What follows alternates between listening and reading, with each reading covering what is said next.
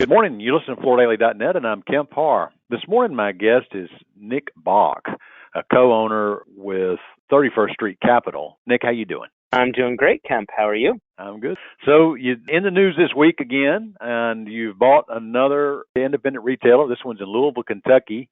We'll get to that in just a minute. A little background real quickly. 31st Street Capital is a holding company that buys these independent retailers, and this is your fifth one. You started with Floor Source in Phoenix. You bought Carpet King in Minneapolis. That was a big one. Floors for Living, another big one in Houston. Total Flooring in Chicago. And now Premier Flooring in Louisville, Kentucky.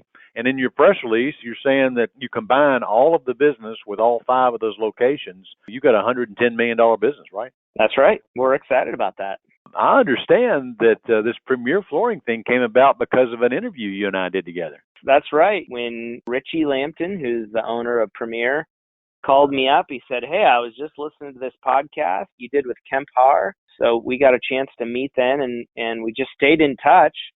And eventually the conversation turned to maybe this is a great partnership opportunity. Let's go through again the model there. You want to continue to expand. You're not private equity money. You're using your own funding to do this, and it's a long play. If you're an elderly person and you don't have a succession plan or a family member that's coming in, and you've got a good organization with good, strong management, you're an option, right? We should be the best option for the owner that has built something that they're proud of, but they don't really have an opportunity for somebody within their company or their family.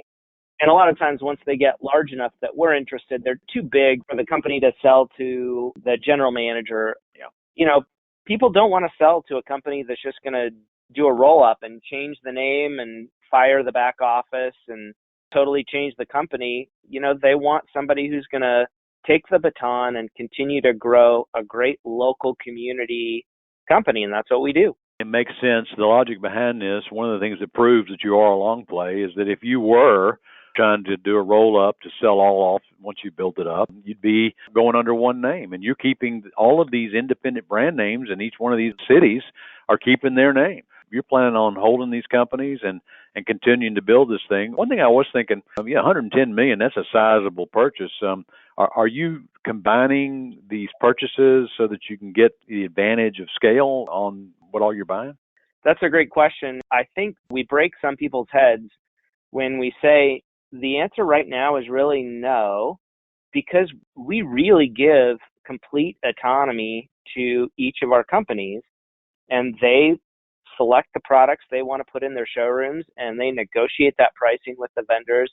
And right now they do all that within their market only. I think eventually those general managers and people that are making those selections, I have a suspicion that they'll probably get together in the same room sometime in the next 12 to 24 months, and they'll figure out how to get better pricing by working together as a group to leverage their buying power, because that's pretty good buying power. But we're not going to force it because they know what's best in their market. And as evidence of why that's difficult, there aren't other national retail flooring companies, and some of the times when it's been tried, those companies try and stuff the same product set into Minneapolis that they put into Houston. And those markets buy different things. Right. All right. So you've got 44 locations now. Let's talk back about Louisville for a second. Louisville's an interesting town because there's been two ownership changes there recently. You've got Jason Goldberg, who bought the flooring gallery from Nick Fredericia. And then you've got this situation with you, Premier Flooring, you're taking that. And then you've got a really strong NFA member there in Louisville with Sam Kennard, the Muds, Jim and Donna. That's an interesting town. Louisville has some stiff competition, but Premier in a very short period of time has made a name for themselves. And I think what we loved the most about that Premier Flooring team is they have a fantastic team, both from their leadership team down to the individual employees. They just have a really talented team that's really deep. And that's why they've been able to grow as quickly as they've grown, because when you have these people that are ready to take on additional responsibility, that's great. And I texted Jason Goldberg a little bit when we did that acquisition, and Now, the good news is there's plenty of business for his flooring gallery and Sam Kennard's, and there's a lot of business in that market. We can all grow our business pretty considerably without stepping on each other's toes too much. Actually, you ought to identify the enemy, and the enemy is not those other independents. It's the home centers and the floor and decors, right? That's right. I mean, and half the time the enemy is yourself, right? If you focus on solving your own business problems and stop worrying about other people, it's amazing what you can accomplish. You know, you told me the target cities that you wanted to go in needed to have an NFL team, and Louisville doesn't have one. Yeah, Kentucky football is looking good this year, though. Well, they're ranked top 25. There you go.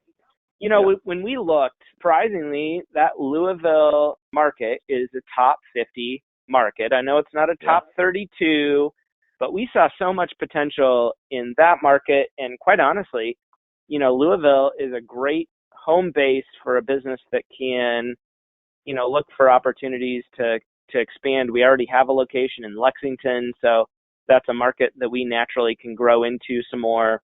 And then there's obviously several major cities with Indianapolis, Cincinnati, even St. Louis isn't a long ways away. So there's a lot of opportunity to use that as a home base, although Cincinnati's got a whole ton of really good flooring companies there. So, you know, I don't know whether that sounds a little bloody for us. Yeah. So I'm about to run out of time. Just want to tell you congratulations on this fifth one. You got another one in the hopper? Our goal, Kemp, is to do one a year. Fortunately, we've started some conversations, but we won't be looking to finish another acquisition until probably the middle of next year. If you're a $10 to $30 million flooring retailer thinking about selling, let me know. We'd love to talk. All right, Nick, it's good to talk to you again. Talking to Nick Bock, who's the co-founder and CEO of 31st Street Capital, and you've been listening to Kemp Harr and FloorDaily.net.